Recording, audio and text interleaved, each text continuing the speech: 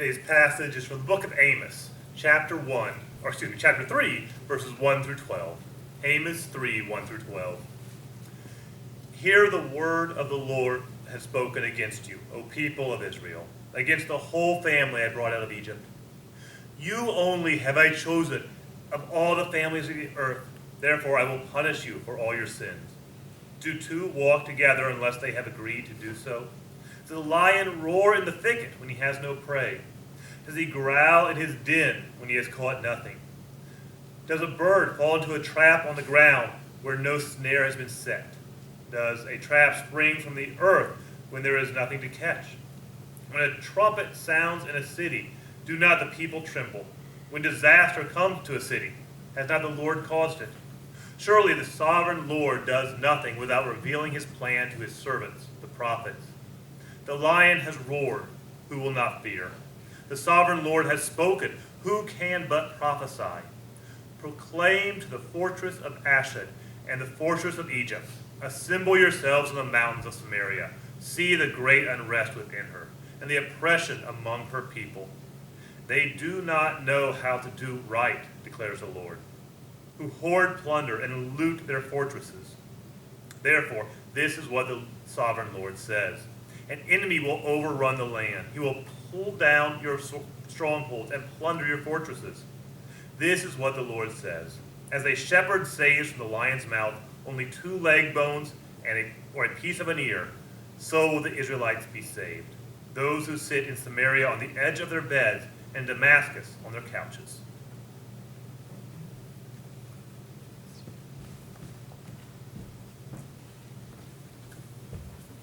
Hi, everybody. It's good to see you. It has been a long time since I have seen your faces. And so before I get to the main part of the sermon today, I just want to say rejoice. Praise God. COVID-19 has had a disastrous effect on our world. More than 400,000 people have died from this disease. However, I think we can still give praise to the Lord. We can give thanks that very few people in our congregation have gotten sick, and no one in our church has died from this. But throughout the Bible, God often calls us to give praise and to rejoice, for the Lord is our protector and our defender. And obviously, this pandemic continues to be an issue, as you can tell. We're all seated separately, still practicing social distancing.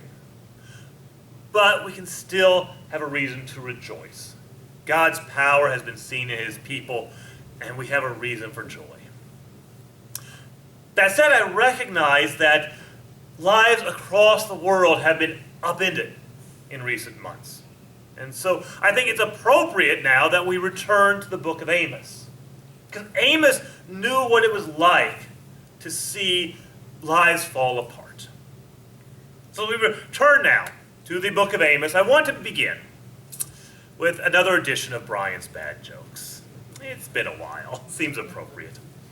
So, there was a flight going across the Atlantic, and the pilot came on the intercom in that calm, reassuring voice that we all want to hear from the guy flying the plane. And the pilot said, "Ladies and gentlemen, I am thrilled to be your pilot this morning. We have reached our cruising height of 41,000 feet and our top speed of 600 miles an hour. I want you to know that this is a smooth flight with only a little turbulence. However, if those seated on the right side of the plane will look out your window, you may notice that the engine closest to you is vibrating slightly. Do not worry. This plane is equipped with 4 engines, and we are continuing to maintain our height and our speed. However, since you are looking out the right side of the plane, you might notice that the other engine is glowing. On closer inspection, it is not so much glowing as burning. Still, do not worry. This plane is able to fly with only 2 engines, and we are still maintaining altitude and speed. But while you are looking outside of your window, those on the left side of the plane may notice that the closest engine is missing. It fell off about 10 minutes ago. I want to say that we in the cockpit are just amazed at how well the plane is doing without it. However, I would like to draw your attention to a more serious issue. Those of you in the center aisle on either side might look down to notice a crack has started down the middle of the plane. And if you look down, you should be able to see the Atlantic Ocean. Those of you with extremely good eyesight may notice a small life raft has been thrown from the plane and is now down in the ocean. And as your pilot, I want to encourage you by saying that I am keeping a good eye on the plane from that life raft. Okay, I tell you that joke because I think a lot of us know what it's like to feel that just everything is falling apart. Our country and our world has been through that in recent months. Riots have broken out across the country in the last 2 weeks after the killing of George Floyd, a black man in police custody. There have been peaceful protests in hundreds of cities and riots in at least 8 cities, including Indianapolis, which has seen its worst riot since a streetcar strike caused a riot in 1913. When's the last time you saw a streetcar? Do you know Indianapolis had streetcars? I wonder if half the people in this room know what a streetcar is.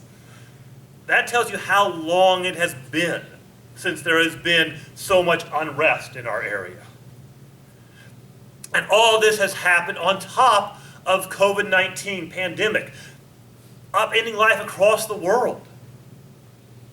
100,000 Americans have died from this disease. The luckiest people are those who have just had their lives turned upside down for 3 months. But this disease has affected everyone. Countless people have lost their jobs. Small business owners have lost their life's works. And as I said, thousands have died from this. For many people, it seems like life is falling apart. And I think a lot of people have experienced a sense of hopelessness. Hopelessness that the racial divide in our country will ever be healed. Hopelessness that they can ever get back to where they were before this pandemic. And so I think it's appropriate now that we're returning to the book of Amos. Because Amos knew what it was like to feel hopeless. He knew firsthand what it was like to see lives fall apart. If you remember back the last time we were together, it was 12 weeks ago. So I'd be really impressed if you remember that far back. But if you do remember that far back, you'll remember that Amos began by condemning the nations around Israel. He said that these nations had abandoned God and done horrible things. They had attacked their neighbors, destroyed nations, and slaughtered people basically because they could. They had captured entire cities and sold them as slaves. They had done atrocities that had earned God's wrath. But now in today's passage, God turns to the nation of Israel and says that they have also done evil in the eyes of the Lord. They have abandoned righteousness to chase after false gods. They have forsaken compassion and mercy on their neighbors. And most of all, God seems to say that they should have known better. God says that this was his people. He poured out his love upon them. God brought them out of slavery. He made them into a nation and a family. He gave them a land flowing with milk and honey. He gave them a king when they asked for it. He gave them his law to govern them. And most of all, he was their God. He was present in their lives. God said he has picked Israel of all the families of the earth to know him. And yet they have turned away from him. The nations around Israel did far, far worse things. But God says these Israelites should have known better. The other nations did not know the Lord, but the Israelites knew God. They knew better. And yet they still turned away. And so God then makes a series of statements about cause and effect. He says, does a lion roar when there is no prey in the thicket? Does he growl when there's no food in his den? The way we would say this today is, where there's smoke, there's fire. That is, if we see smoke, we assume there is fire. Well, God takes that concept and applies it to his judgment. He says, if we see smoke, we expect fire. Well, the Israelites have abandoned God. How could they expect anything other than God's judgment? And so God says that he will bring judgment. He will bring in an enemy nation that will overthrow the nation. It will destroy the Israelites and bring his judgment against the people. And then Amos said something that really strikes me. Amos said, this is what the Lord declares. As a shepherd saves from a lion only 2 leg bones or a part of an ear, so Israel will be saved. Okay, first let me give you the context of that statement.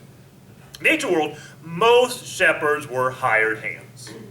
Their job was to watch over the sheep. And if a lion attacked, which by the way is a real thing that actually happens and makes shepherding sound way scarier than what I imagined it was. If a lion attacks, the hired hand is not going to fight the lion. The lion can have the sheep, he's just going to move the rest of the flock away from that area. However, the hired hand does not want the shepherd to think that he is just stealing the sheep and saying that there's a lion attack. So when the lion's done, the hired hand will go back and he will collect whatever's left, usually a few bones, maybe a part of the ear that can't be eaten, and he will show that to the owner of the sheep as proof that there really was a lion attack. And now Amos says that this is how Israel will be. Just a few bones and an ear left. And at first when I read that, I thought that this was another statement of God's judgment, that Israel would feel like they had been picked down to the bone. There was nothing left of them. But as I thought about this, I realized that's probably not what Amos was saying. Amos had already pronounced God's judgment. So now, Amos is going to talk about God's redemption. Amos is saying that God will still pick up Israel. The Israelites were going to face disaster. They had turned away from God. His judgment was coming. However, God would not abandon them entirely. They might feel like everything had fallen apart. They might feel picked down to the bone. But even if they felt like they were just a few bones and an ear left, God was going to pick them up. God would still be with them. Whether we're talking about ancient Israel today, or we're talking about our ancient Israel, or we're talking about our lives today, we have a God who stays with us. When everything falls apart, we have a God who picks us up. I think we can see 3 things about what God does in our lives when everything falls apart. First, when everything falls apart, our God remains. When a lion attacked a sheep, the first thing the hired hand would do was move the sheep away from that area. No point keeping sheep around when there was lions in the area. But the shepherd remained. He did not leave that area. He would wait until the lion was done and he would go and pick up the pieces. The shepherd remained. When everything falls apart, our God remains. He continues to stand by us. When everyone else moves on or leaves, our God remains. Our friends might give up on us. Our family might give up on us. The people we thought would stand by us forever might give up on us. God never gives up on us. Even when everything falls apart, our God remains. He continues to stand by us. He continues to watch over us. In the book of 2 Timothy, Paul wrote, if we are faithless, he remains faithful because he cannot disown himself. This is the great thing about God's faithfulness. It's not built on us. It doesn't depend on how faithful we are. The Israelites had turned away from God time and time again, and yet God did not abandon them. He kept calling them back to him. The people would get furious with God. Several times the prophets were angry with God, and they said so loudly. And when we are angry, when we shout and yell at God, he can take it. He will not abandon us. He is the God who remains. When everyone else runs away, our God is the one who remains. So when everything falls apart, God remains. Second, when everything falls apart, our God restores. He doesn't just pick up the pieces. He puts us back together. I'm reminded of the 37th chapter of Ezekiel. In that chapter, Ezekiel was shown a vision of a field littered with bones. Not just bones, but dry bones. Bones that had been dead for a long time so that the skin and the muscle had rotted away and the moisture was gone. They were just dry bones. And God said to Ezekiel, can these bones live again? And the obvious answer is no. I mean, these have been dead for a long, long time. They're not coming back. But it seems that Ezekiel knew that God had something up his sleeve. Because Ezekiel said, well, Lord, you're the only one who knows. And so God told Ezekiel to start preaching to the bones. Ezekiel did this, and the bones started to rattle. And then they came together to form skeletons. And then sinew and tendons and muscle and skin started to cover these bones. And then God breathed life into these bones, and to bring them back to new life. When we fall apart, our God restores.